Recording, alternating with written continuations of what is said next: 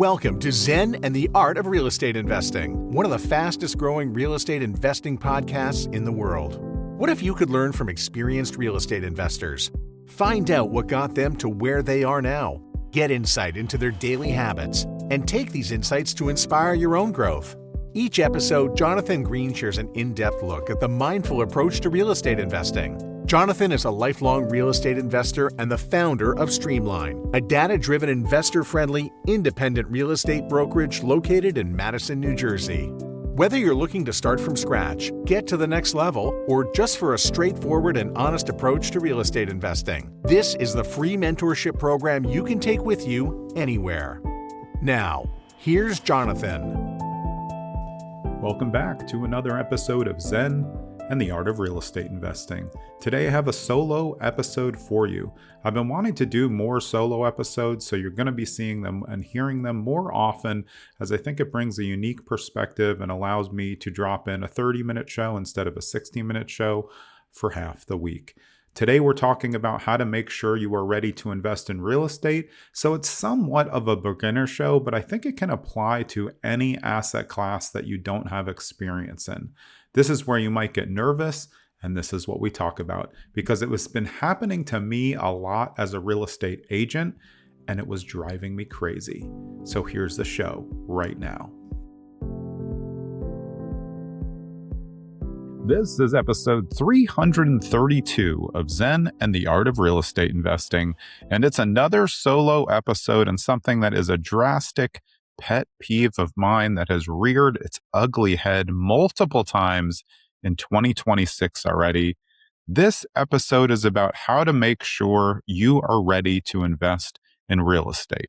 There's a number of things that go into being ready, but one of the biggest concerns I have is people trying to get their foot in the game and then withdrawing, putting the foot in, withdrawing.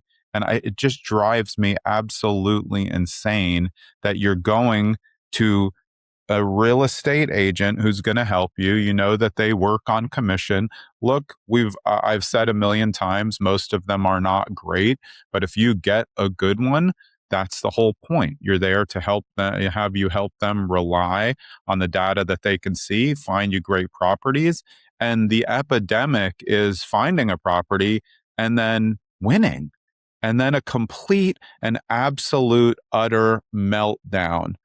Being scared, acting like a baby, trusting AI, asking your friends instead of the experts. It's just an absolute calamity. And I know that it's happening all over the place, and I'm here to help you avoid that. I want to save you your own time and save the real estate agents and the sellers and the listing agents and everybody involved in the process out there the time if you're not ready to really invest in real estate. If you've been watching a lot of YouTube and you think it's a great idea, that's not going to cut it. You really want to make sure that you're ready. Ready means confident. Confident means you trust the people around you. And if you don't trust the people around you, you should not be investing in real estate. If you don't trust your real estate agent, you shouldn't be buying real estate with them. You need to have reliable sources around you to make sure that they're giving you the best bet of confidence. I'm going to go through things that I think I've done correct, things that I've done wrong as an agent and as an investor to help you get ready to not just get ready. You know, we talked about it with a lot of guests on other programs. A lot of people are always getting ready to get ready. We want you to get ready to buy and to invest and to start earning on an appreciating asset, or earning income on a short-term rental or a mid-term rental or a long-term rental. But even if you're buying commercial, you need to be ready. Are you ready to be a landlord? So if we're talking about how to get ready, the most important part of actually being ready to invest in real estate is usually the money. So we're just going to say that in general, you want to have your money in order. That means you're pre-approved or you have your cash proof of funds ready so that you can prove that you can buy the asset that you're looking for. That's going to be a really important thing. It's not the most important. I used to think it was the most important until I've kind of had to suffer through all of these mental breakdowns of people who win deals and then collapse on themselves after they win. So, of course, you want to be pre-approved. You want to make sure you understand how much you can afford and how much you want to spend, or how much you want to spend based on the income you may get back. We're also going to talk about how you shouldn't focus too much on the spreadsheet. You have to be an asset hunter. You have to understand what the assets that you're looking at and what they will deliver for you and what you're really looking for. But you want to have your finances fully in order. You want to make sure you have a good relationship with your lender and that they understand that you're looking for an investment. Even if you're going to house hack and that's going to be an owner occupied loan, you want to make sure that you and the lender are on the same page so there's no surprises as you move forward in the process. You want to know how much money you're putting down, how much you're going to need to keep. And P.S., you should always have a minimum of $15,000 set aside for whatever property you buy. Of course, if you're buying, an apartment complex, that's going to be higher, but we're just talking in general. You need to have reserves set aside. You can't count reserves on a monthly basis and think that you're going to, just kind of accrue them because the furnace could break after a week and then you have $8,500 to spend. So you need to have 15 grand set aside. Something usually happens pretty early on. You want to be ready for it. So once you have your finances order and you make sure that you understand what your payments will be for everything, and again, those are going to be adjustable because the taxes are going to change. So that's the reason why you keep going back and talking to the lender before you make an offer. You want to make sure that the taxes are going to make sense with the purchase price. And you also want to make sure if you're buying condo or townhome that the HOA is going to make sense. A lot of people think they're pre-approved at say 500 for a single family. So sure, no problem. They can just bust out the same condo. No, you can't because you have the taxes plus the HOA. So you're going to be approved for less for a condo or HOA. It's something to keep in mind, especially if you're investing out of state, looking at potential options that are a little bit easier that have HOAs. You're going to qualify lower because you're going to need to add those payments into your monthly payments. So once you have your finances kind of all together and ordered, let's just assume that you do. We're going to get to the heart of the matter. And the heart of the matter is confidence. Nobody can give you the confidence. However, you should be confident in the team that you're working with. That means lender, that means agent, and that means your home inspector when you get there. You have to be confident, and your attorney if you're in attorney state. You have to trust the people that you're working with. And like I said, if not, find somebody else because then you're even more likely to melt down into a tiny puddle after you get your offer accepted. And it's just the reason why it's such a problem is there's so many people affected if you're not sure and then you go through and have a panic attack, which look, even seasoned investors, when they win, they get a little bit of, wow, I won. Like, we want people to be celebrating. And really the goal is if you're not celebrating the fact that you just won, because in New Jersey here, you're winning, meaning you're usually beating other people or somehow you're getting an offer accepted with nobody else on it. That's awesome. It's very hard to do. You have to take a lot of swings. So when you do it, we want to hear a celebration. If not, I can tell you it's going to fail right away. If the first reaction is, oh no, what did I do? Of course it's going to fail. Then why did you sign, at least in my state, why did you sign a 14-page contract and all the supplementary documents if you didn't plan on going through with the purchase, or you were going to call in some other experts that you think, which are parents, friends, and ChatGPT, which aren't going to help you when you're working with an expert in the field? So there's just a lot of problems going on. And I don't think that people are up to the challenge a lot of the time. And they need to kind of take a peek at themselves and say, like, is this really something I want to do? Or do I have to pass this decision through someone else, even though I'm an adult? Am I going to try to find ways to make it fail? Or am I going to try to find ways to make it succeed in the good way, not in the forcing the spreadsheet to work, which again, we'll talk about. So, let's just assume that your finance is in order. We want to make sure that you are ready to invest in real estate. So financially, you're back, you have reserves, you're not spending all of your money to get this property. You want to make sure that you still have money to spend to live. Like, you can't cash out your entire account just to get a property. You have to understand the closing costs. In New Jersey, we estimate them at 3% of the purchase price. You have to understand in your state, in most areas that all the areas that I work, sellers are still compensating the buyer's agents for the most part, 99%. but you have to dig to find out about it. So you do want to understand who's compensating your agent. Most of the time, it's still going to be the seller, but it's negotiable on all sides. So there may be times where you might need to compensate if you're getting a better deal. So that can happen. Just happened in New York. They wanted a better deal to not compensate, and that was fine with my buyer. So that's also something you need to have. You want to understand the process. And listen, when you hire a real estate agent, they're not going to sit you down for a 3-hour talk to go through every bit of every part of the process. You have to be an active participant in the relationship with you and your agent. That means when you're on showing, you need to ask questions, you need to send emails in advance. A good real estate agent wants you to be prepared, but they're not going to just spoon feed you all the information because they don't know what you know and what you need to know, or how comfortable you are, or how confident you are, how many real estate investors you know, or if you've ever been to a real estate investor meetup, which is again where you're going to build a ton of confidence. So again, we're assuming that you're financially ready to purchase real estate, but stop here and ask yourself, if you get an offer accepted on a property, are you going to go to someone and ask them to green light your confidence? If so, don't invest in real estate. If you're an adult, of course. If you're a kid or you're a partner, you want your partner to be on board. If you have a spouse or partner, domestic partner, you have to be on the same page with them. If you're using joint money, if you're using your own money and you're in a relationship, you still want to clear that with your partner so nothing fails later on. But I'm more talking about, friends that you're going to run it by, parents, or the most dreaded thing now, you're just going to punch a bunch of stuff into ChatGPT, which doesn't know anything about smelling houses. It's pretty good. I really like it, or whatever AI model you're using. I think it can be super useful. But if you're going into one of these ChatGPT or LLM models in order to test case everything that's been told to you, you don't have the confidence in your partners to move forward with the deal. Could be your fault, could be their fault. That's up to you to figure out. But if the first thing you do after your realtor tells you something is type it into ChatGPT to see if it's true, that's not a good relationship. Again, could be your fault, could be their fault, could be a combination, but that's not how you do business.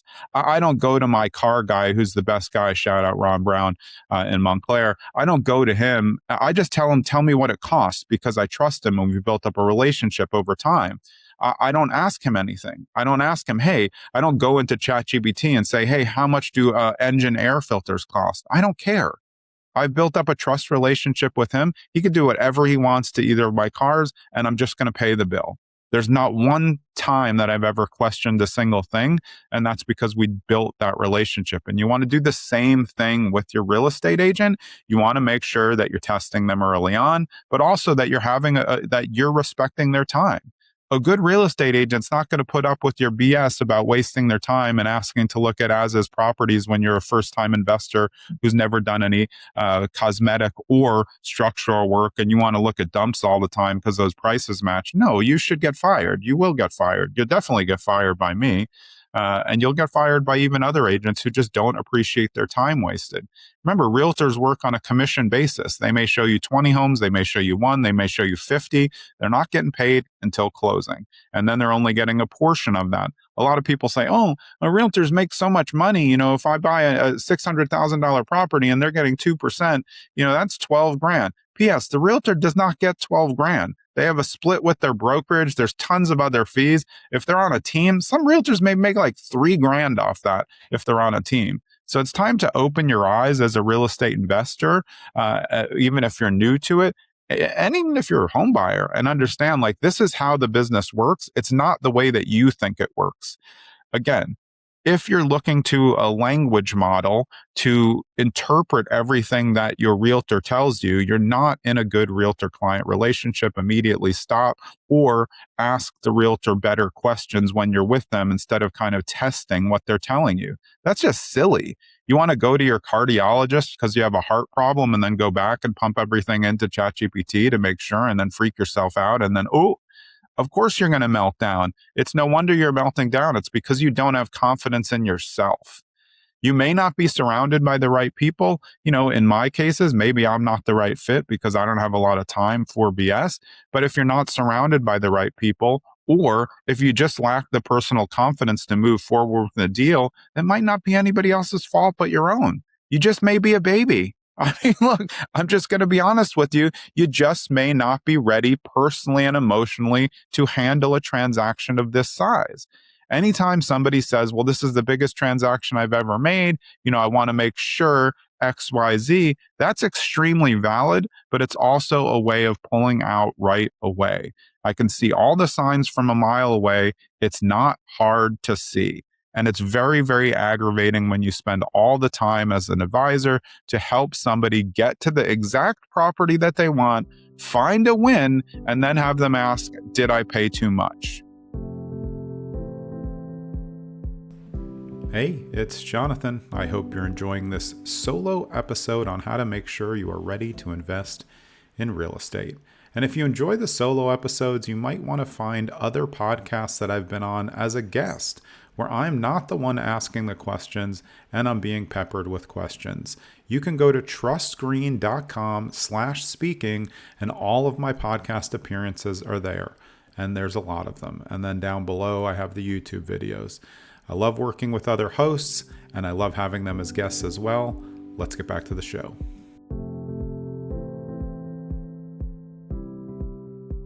In New Jersey, you have to bid against other people.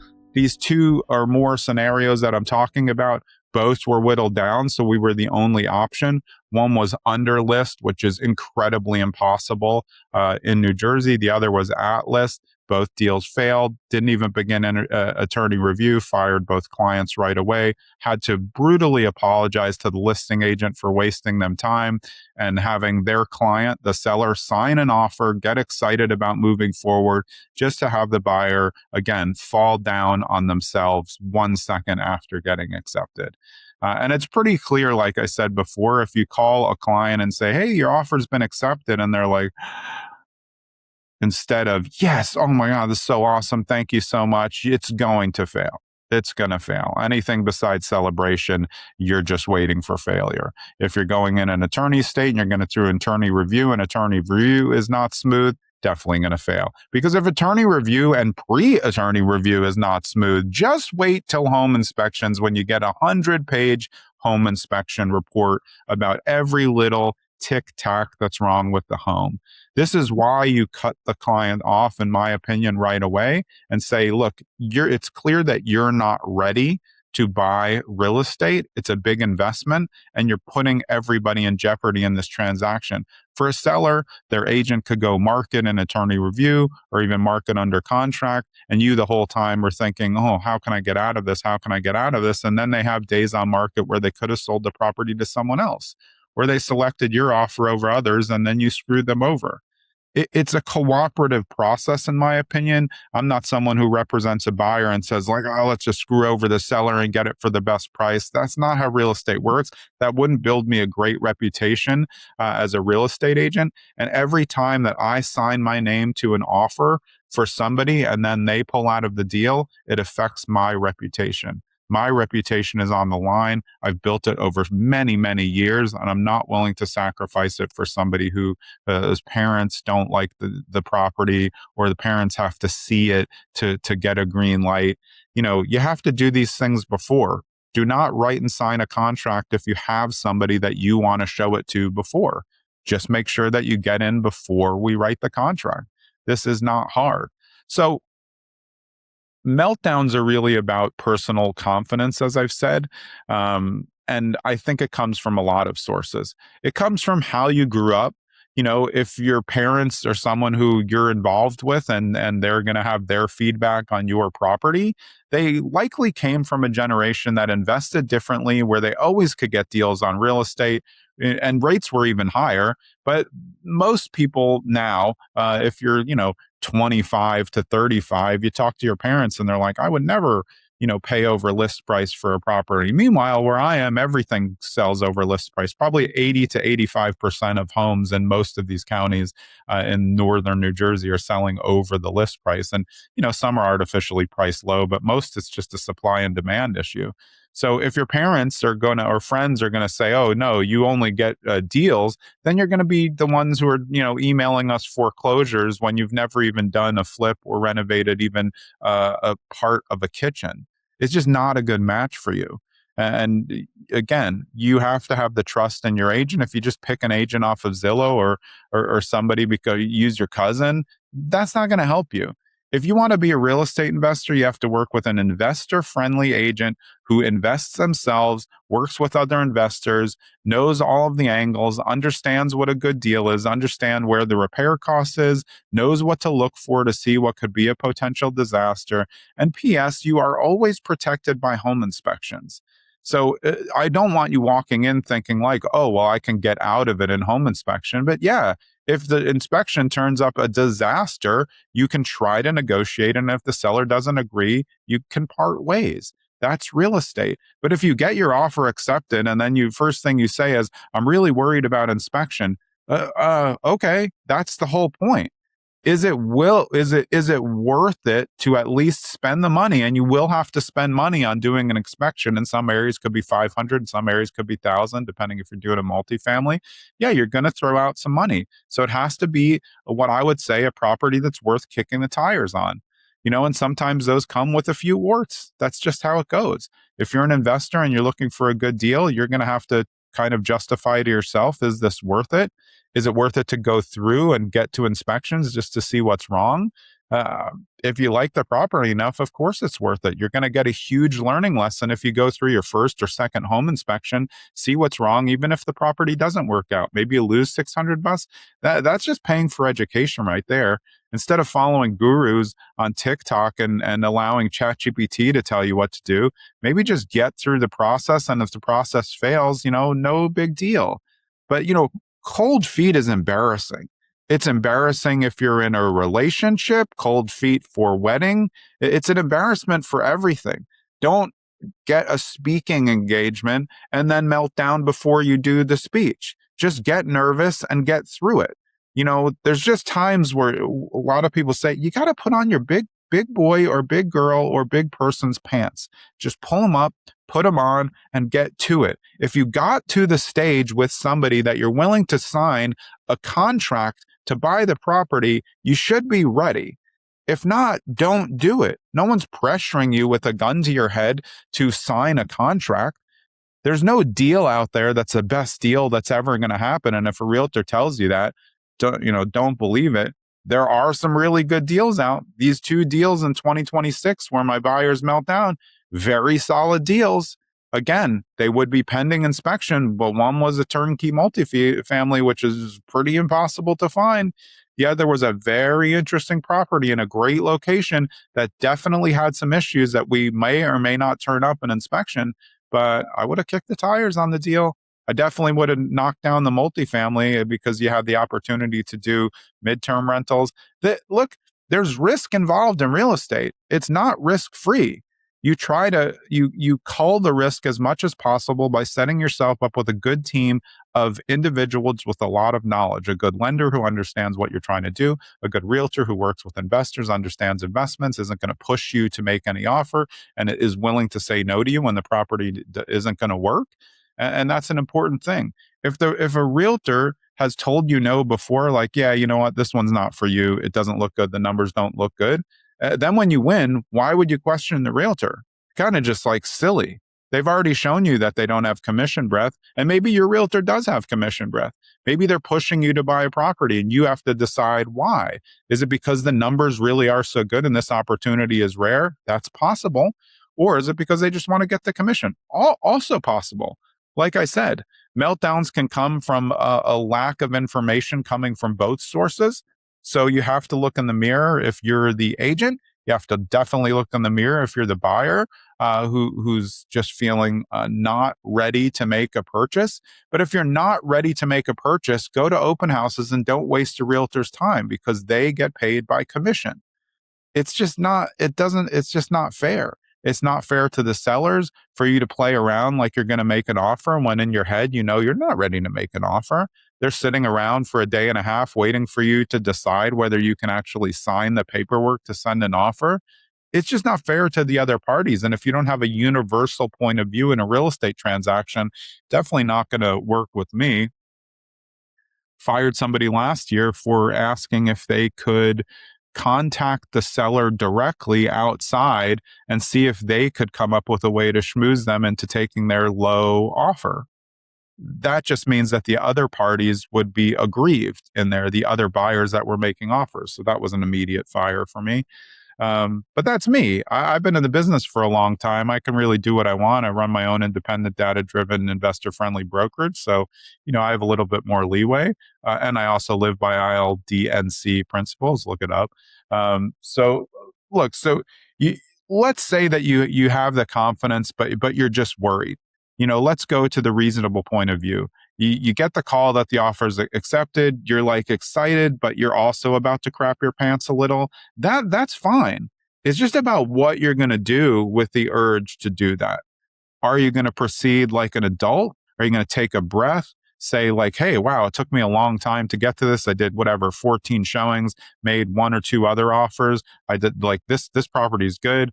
Don't second guess yourself over and over. You're never going to do a deal. And if you're second guesser, just quit. Honestly, if you're like a chronic second guesser, just quit. Invest in index funds. Why wouldn't you just invest in index funds? My index funds were up 15, 16% in 2025. Why wouldn't you just do that? Invest in a syndication. Now, you wouldn't like that either because you can't get your money back out. So if you want to invest in real estate, how to make sure you're ready, you have to look in the mirror. Am I ready to make a purchase of real estate? Am I ready to make the biggest purchase that I've ever made in my life? This isn't like getting a couch at Aaron's for $800, spread out over 6 months in your, college bachelor pad. No, you're putting down a debt to get a house that costs $500,000 or more. It's a big deal. And mostly, if you're surrounded by professionals, we're all treating it like it's a big deal. That's why we're looking for a good asset that's going to appreciate and that's going to be good value. And that's why mortgage companies do appraisals to make sure that your property is worth what they have on there to loan you the same money minus the down payment. There's like a lot of checks and balances. It's why you do a home inspection. You always have the buffer of a home inspection. If you can't even get to the home inspection, just quit. If you're too panicked before you even can sign off and get to home inspection, don't invest in real estate. I guarantee you, if you feel like that when you get the offer accepted and you're nervous, you're literally going to have a panic attack for the centuries at home inspection. And also, if you want to bring someone to the home inspection, I'm not saying don't ever do that, but if you ask a realtor what they know when a parent gets out of the car at a home inspection, that deal's going down. That's not going to close. I mean, 1 out of 5 closes when a parent gets out of the car at a home inspection because they don't understand and they don't know you, the realtor. They don't know the realtor. They're just trying to protect their kid. Valid, but kid's never going to make a deal if you always have to bring your parent to green light something. Maybe bring them to the showing when you go. Let them talk about it before you get to making the offer. Once you get to home inspections, you already have a signed contract. Unless you're in a non-attorney state, then you still have a signed letter of intent and you're doing the inspections to validate and see what you can get. And inspections are a negotiation. Again, if you're not being competitive and you're being cooperative, you can create reasonable things maybe the seller didn't know about. If there's structural issue or you find an oil tank or something, those are going to be seller responsibilities a lot of the time, as long as you're not trying to buy as-is properties. So let's sum it up. Don't invest in real estate if you're going to have a meltdown. And I know what you're thinking. Well, maybe I don't know. I don't know if I'm going to be nervous. You definitely know. You definitely know if you're ready to pull the trigger and be a homeowner or an investment property owner. Of course, you're going to get nervous, totally understandable. You have to find out whether those nerves is because of you or because you don't have the right team around you and you haven't asked any questions. And remember, like I said before, your lender, your agent, they're not going to stay up every single day, send you, encouraging messages to help you get your head on straight. They're going to answer your questions. If you're not asking them any questions about things that come up or not watching videos that they've posted, there's really not much they can do once you get the offer accepted to give you a pat on the back and say it's going to be okay. If you're a realtor like me, you've already sent complete data, you've sent comps, you've sent rental comps if you're buying a rental property. Like, the data is what gives you the confidence. If the data is there and you can look at verifiable data from within the last 6 months to a year, and it validates you as either a comparable sale or the rental income looks solid, you're like in really good shape. I don't know what else you want. You want somebody to fly down, or ChatGPT to, you want Sam Altman to call you and say, no, listen, I've gone through all the LLM models. We've ran it through 73 models. They all say it's okay to purchase. It looks good. Like, that's just not how it works. You have to develop your own confidence as a real estate investor, and developing a confidence as an investor comes from your confidence as a person. So you have to look at the 5 people who you spend the most time with, and say, are they Debbie Downers, or are they, uppers for you? Are they someone who's going to pump you up and say, like, yeah, I know you've been wanting to do this for a long time. Good job. I've looked at the research on your agent, looks solid. Like, go for it. If the data matches up and you feel comfortable, let's get it. Or are you going to go back and the first thing everyone's going to tell you, oh, why are you doing that? You don't know what you're doing. How did you even choose an agent? Why are you buying real estate? You're young. I want to earn appreciation and create generational wealth. If someone doesn't understand that, surround yourself with better people. You can't blame everything on everybody else. So if you have other voices in your head, or if you didn't hire the right person, you still chose to hire the person. If you take, you want to get a knee surgery and you choose the cheapest option, it doesn't go that well. There you go. I was making a comment on something on Instagram where somebody in New Jersey found a dentist to do a root canal off of a WhatsApp group chat. Did you think it was going to go right? And I know the other side argument is, well, maybe they didn't have money to hire the regular dentist. That could be correct, but going into a WhatsApp group to get a dentist is just going to result in more money. It would be very, very lucky if it went well. Same as if you just choose some agent off of Zillow and then you don't know them, they don't answer questions. You should be nervous going into that transaction if you haven't received any data. But if you've received data, you can verify everything, you've read reviews, you feel comfortable, you got to look at yourself, man, or woman, or person. You have to take a look in the mirror and say, am I up for this? Am I ready to be a real estate investor or a homeowner? Am I really ready? Or am I just wasting people's time because I want to be in the club? I want to kind of like listen to the music, but I don't want to pay the cover. If you're that person, don't waste people's time. Go to open houses, kick tires whenever you can. But like, everybody else has got jobs to do. They're running businesses. It's just not the right thing to do, to be signing contracts and then withdrawing for no reason. There's always reasons that can pop up. If you lose a job, of course, that's not going to close for the mortgage. If you go to inspection, find a whole bunch of stuff that nobody knew were there. Again, most good realtors who are investor friendly, they're going to point out a lot of the things in advance. Hey, this looks pretty solid. Renovation looks good. Here's where you're going to need to spend, 11 grand. They're going to check the mechanicals. They're going to look for water issues anywhere. They're going to do smell tests on the property. Again, these are things that ChatGPT can't do. They're not going to be able to smell for mold, or look in the corners of the basement to see if there's ever been any efflorescence or water penetration at any time. So like, just get comfortable with the people that you've hired. And if not, don't move forward. I want you to be sure when you go to invest in real estate, not 100%, because nothing's 100%. I want you to celebrate when you finally get an offer accepted, not whimper. It's just not the great thing to do, and it's not even good for you. Because what are you going to do after you collapse on the first deal when it was a good one? And again, these 2 in 2026 that I dealt with, these had the makings for very good assets. Very good assets. And this is from someone who's called the deal killer. That's me. I kill almost every deal. I'll tell them it's terrible. These were very good opportunities that people lost out on and somebody else are going to do very well on. So look yourself in the mirror, make sure your finances are tight, make sure that you've surrounded yourself with a good lender who understands what you want to do, a good real estate agent who you have a good open relationship where you can ask a few questions here and there, get yourself prepped, see if they have any resources that they can send you in advance that will help you feel more comfortable, and stay away from the parents, friends, and ChatGPT. There's a great use case for all of those, just to make sure. But if you have an expert and then you're trusting non-experts, it's no wonder why you're crapping out of the deal. No one's going to wonder. It's because you're trusting the wrong people, and it's probably played that role in your life before. I hope this episode has been helpful. Looking forward to seeing you next episode as well. I'm Jonathan Greene. See you then.